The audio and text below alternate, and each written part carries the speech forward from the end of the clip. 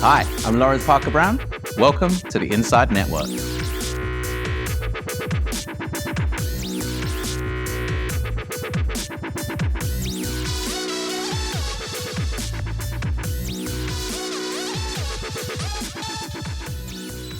Welcome to this INDepth for the Inside Network. I'm delighted to be joined by the co-founder and co-CEO at MIntegrity, and that's Amanda Mark. Welcome. Thanks, Laurence. It's great to be here today. So, Amanda, advisors are working in a different environment than what they were pre-Hayne Royal Commission. Do you think it's more accommodative and also more efficient? I think that there's a lot to be said for how we are post-Hayne. I think that with Hayne, there was a lot of things that came out of that really needed to be addressed from the bad behaviour that we'd seen and trying to make those changes and implement them. So I think that where we've landed is we're in a space where that regulation and those reforms that have come in have really made it challenging for advisors to actually do what they need to be doing. And I think we've seen a lot of that in the government's mandate is really making advice affordable and accessible for many, many more Australians than are currently seeking advice. And I think that some of the regulation we've seen post-Hayne has made that very, very challenging. And I think advisors really need to work smarter. And there's lots of technology coming into play that can assist with that. So I think that advisors have adjusted post-Hayne and they're meeting the requirements. And I think some of those outcomes were really worthwhile. So particularly looking at the best interest duties and how that impacts clients. So making sure that those things were removed and that we were taking into account that. So I think that there's a lot of things there. I don't think it's sufficient. I think there's a lot more room for improvement in this space. It is a challenging environment. One thing that you touched on is that there are proposals in place that we're not quite sure how they'll land. But let's assume that they're very close to what's currently guided. In terms of quality of advice review, that's potentially shortening and making more palatable statements of advice. Yes. Condensing the consent forms for fees. Will it work? I think that it will work. The consent forms are really prescriptive. So that's quite good because you've got clear instructions on what is required. I think the removal of the safe harbour provisions is an interesting one because that has always been a double-edged sword. And so changing what's required in a statement of advice, simplifying that and bringing it down to the four principles of the advice, why the advice, and making sure you're capturing all of those different components of that will help. But again, the best interest duty stays, so that's not going away.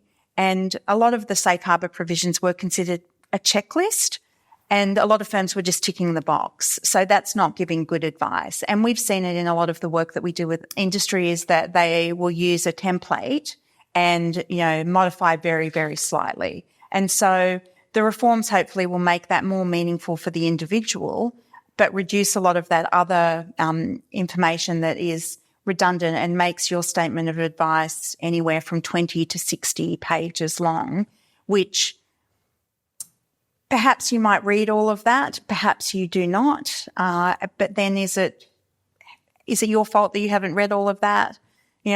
Reading a contract, reading a piece of information like that is very dry. There's nothing entertaining or riveting or compelling to keep you reading. So that becomes a challenge. So if it can be more meaningful so that you can capture those components much quicker, really will make a difference for not only the preparation of these documents for advisors, but also for the financial literacy and the understanding for the clients, and particularly in the retail space. They may not understand all of the information they're getting. So how you're evidencing and putting the reasons behind that becomes really critical so they understand what you're trying to achieve. And if it misaligns with what their objectives are, hopefully they'll be able to catch that early so the advice can actually be tailored for the individual and the retail client. You referenced earlier, Amanda, technology. Mm-hmm. We do see adoption. Yes. Do you think advisors have fully embraced everything that's available, or is there more adoption to come?